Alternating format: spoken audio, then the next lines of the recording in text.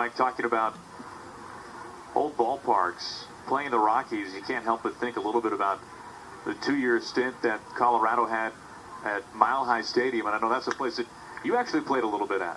I did. I was playing in AAA in Indianapolis, and we went and played the Denver Zephyrs there. What was that like? It was really strange. For a number of reasons, I'd have to think. Well, just the ballpark itself, and I can't remember. I think it was maybe right field was like ridiculously short, and left field was forever. But then to go in there the first time and see the ball carry the way that it does was a lot of fun. But it was strange. It was strange playing in the middle of a football field. Andy Van Slyke of the Mariners, outfield coach and assistant hitting coach.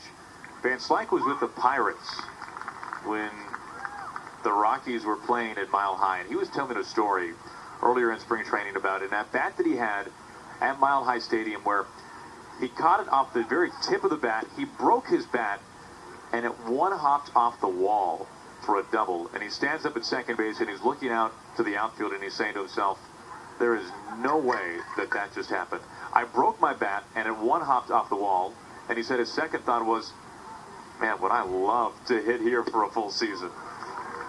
Well, yeah, exactly. And before the humidor, when I was with the Dodgers and I went in to play the Rockies, I saw Raul Mondesi do the same thing, hit a ball off the end of the bat, break his bat, home run. Home run. Home run. The other thing that Van Slyke was talking about during those 93, 94 seasons when they were playing at Mile High, the crowds that the Rockies drew in those games were second to none. In the 2-year span, they averaged over 57,000 a game. They had over 50 times when they drew more than 60,000 fans to the Rockies at Mile High. And they had just over 20 games when they drew over 70,000. Wow. 21 times they drew over 70,000. He said as a visiting player, it was a complete thrill to come in there and see that many people. 2 outs and a smash to the gap in left center. Stays in the ballpark. 2-out double.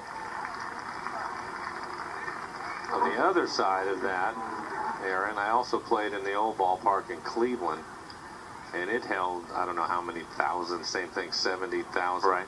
Except for they would usually have about 2,000 in there, and that was the strangest thing. The whole place just looked completely empty all the time. Just echoes. Tumbleweeds would come by and get you. It was unreal.